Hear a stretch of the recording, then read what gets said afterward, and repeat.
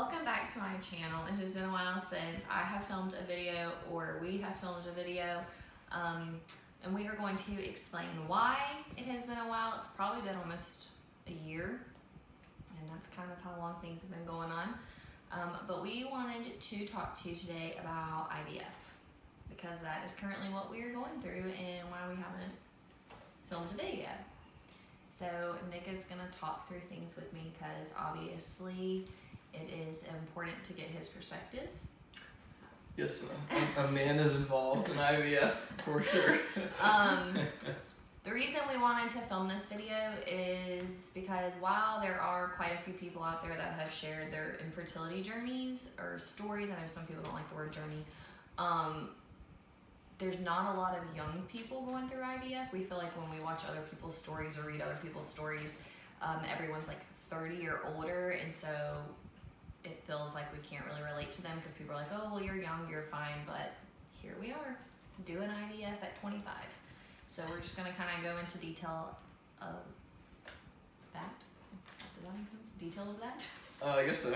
Go in detail, so you the first thing we want to talk about was infertility and how we found out that that was a thing. I mean, it's pretty obvious. We got married and then we tried to have kids and then that didn't happen, so we won't talk too long about that, but then we get, what? Well, people also might want to know like our infertility diagnosis. So I have endometriosis, and then he has.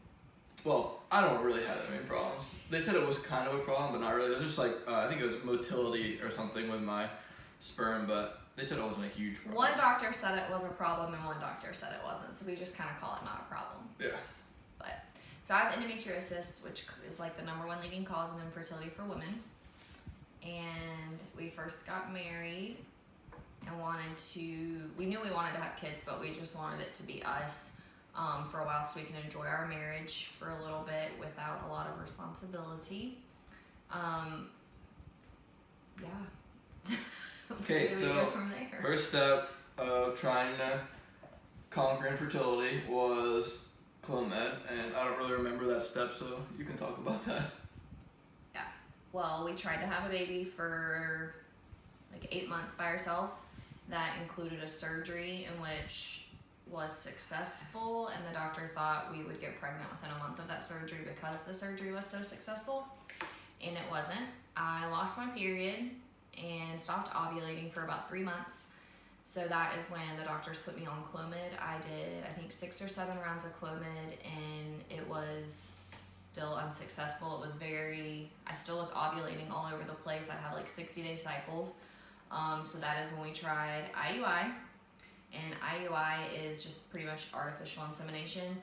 They take a collection from him. Do you want to talk about that? Sure. So the collection is really simple. I think the first one we did, I did the collection at home, then I brought it in, and you have to like bring it in like a lunch bag, which is kind of funny, but then it's really awkward because one, he's already like one of the only guys in a female doctor's office, and he's walking in with a little goodie bag. So then, spoiler is that we had to do another one. So the second collection we did there because the sperm is better quality when it doesn't have to be transported so long. But that one was weird because we were at Hayden's female doctor, and they didn't really have a special room for you to do a collection, so it was just in a random physician's room. Like a woman's exam room. An exam room, yeah. So I'm just sitting there with like there's stirrups. Yeah, and it was really, really romantic. And yeah, and they even tried to get me to go in there with him. Yeah, but I don't. When I'm doing that on my own, I don't want anyone in there.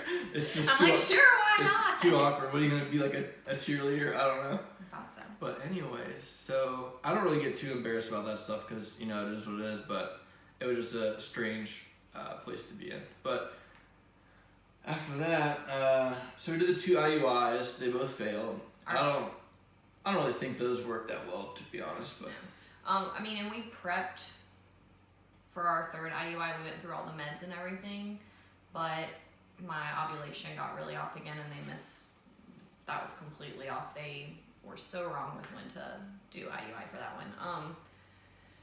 And they asked us if we wanted to do one more IUI, and it's honestly like It's not as expensive as IVF, What but was it's the cost? still expensive. It's like $600 with the meds and stuff.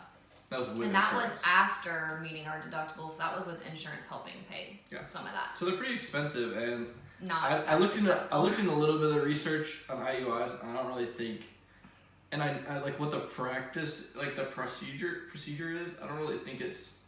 I don't know. It doesn't It's seem. really the same thing as sex, other than the sperm is getting washed. It's like it travels really far too. They like well, and make with sure it goes IUI, really up there. they only like put it in your tube and insert the catheter in your tube to like guide it. Whereas with IVF, they actually put it in your uterus, the embryo, and it's already an embryo. We'll get into that. So IUIs failed, and then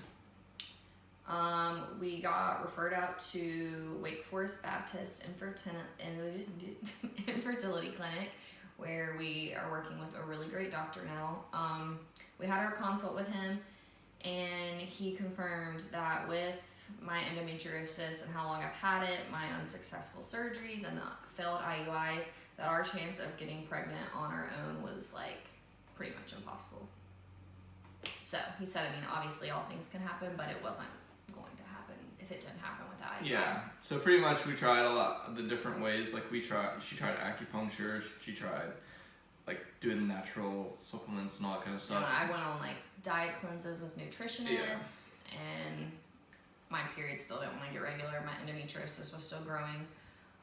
So he told us to think about it and see if we wanted to do IVF, and we were kind of weirded out by IVF at first, just like because of the whole God thing. But we talked to some people about it in our church, and we ended up coming to a decision that it was right for us and in God's plan for us. So the whole God thing she's talking about is just like, if you can't have kids after trying so many different things, do you really need doctors to come in there and figure it all out for you? But and I'm like, I have depression and stuff, so I can get pretty down on myself, and so I was like, I've always wanted to be a mom since I was little. This is the one thing I've always known, and now I can't be a mom. So it was God just telling me I'm not meant to be a mom, and so I just needed confirmation that like, no, that is not what God was telling me. So we prayed about it, and we knew that without insurance, we were still going to do it, but obviously we hoped insurance would cover some of it, because if not, we were going to have to probably save for a while longer before we could do it. But we called our insurance company, and they did cover some of it, so we're doing IVF now. we decided after some prayer that we were going to do IVF. And we met a couple that also did it too. And hearing a first account of someone who did IVF made it a little less foreign to us, so we decided to give it a shot. Yep. So we started with all of our meds and everything, pretty much. Injections every night for about, 10 or 12 days, something like that. I think it was 11. Being on birth control pill. Being on birth control, just so much stuff. And then we had our egg retrieval, and I don't want to go into the details of the egg retrieval just because I feel like that'll be good for another video to discuss the process and how successful ours was. And then we got our embryo count. Those are frozen right now. A lot of people can do like a fresh transfer, but we did not get to do a fresh transfer of the embryos because my hormone levels got really high and risky, so they didn't let me do it. So we are currently waiting. I'm on, what am I on? Estrogen. I'm on estrogen patches and estrogen pills, which is way worse than any of the shots I had to take. And so now we're just waiting to see how my hormone levels improve, so we can hopefully do a transfer between now and the next 5 weeks. So that's where we're at. I know IVF, I didn't really go into much detail of that. This is an overview. Yeah, this is just an overview. We want to do a whole nother video on the financial side, the retrieval, the transfer, the ultrasounds, all of that stuff, the blood work. You guys say money, finances? Yeah. And we want to go over that, but just in more detail in another video because we don't want this to get too long. But yeah, we're going through IVF. And how do you feel so far? I feel good. It's giving us some hope. Yeah. You feel like you're making progress, not just sitting in waiting. That's what one of my fears is. If IVF doesn't work for us, then you just kind of feel like you're not making any progress. So IVF gives us that progressive feeling. And I think it's also hard, like, because we are young, this feels like it is gonna work regardless of the other things not working. But at the same time, since those things haven't worked, we're kind of used to just seeing negative, like on a pregnancy test. So Yeah. trying not to get our hopes up at the same time, but still remain positive. It's just a weird medium of the two. Mm-hmm. Yeah, I don't know what else to I say. think that's about it. So we will film the other videos going into more details of IVF and the finances and all that good stuff, but we just wanted to give you an overview of our infertility experience thus far. We are almost at 2 years of trying, but you get kind of used to things not working, so it's just not as sad as it once was. And we also like our relationship, so that's something that makes us. Yeah. Luckily, we really like each other, so this is he's a great support system. He deals with me being moody and in a funk and not my energized, happy self, and also deals with me getting very hyper and weird too. It's like complete extremes of how these meds are making me feel. Yep. So I think that's about all we wanted to cover, but look for more. Yeah, we'll try to post these a little more regularly now that we've got this started and going. It was just hard to sit and talk about it. It's always awkward to film the first one talking about this. If you want to see more videos, like and subscribe. And put on your notifications. Turn on your notification bell. Or you might never see anything from her again. And follow us on Instagram. Yeah. Because I have a blog called The H Word, and yeah, I share stuff on my Instagram and on my blog a little more frequently than this will be updated. Yeah. So. And I got Instagram with some powerlifting stuff. So. Yeah. He's in a powerlifting prep, so it's exciting stuff. Alright. So yeah, follow us. We'll see you guys in the next video. Bye. Bye. Oh no, it didn't.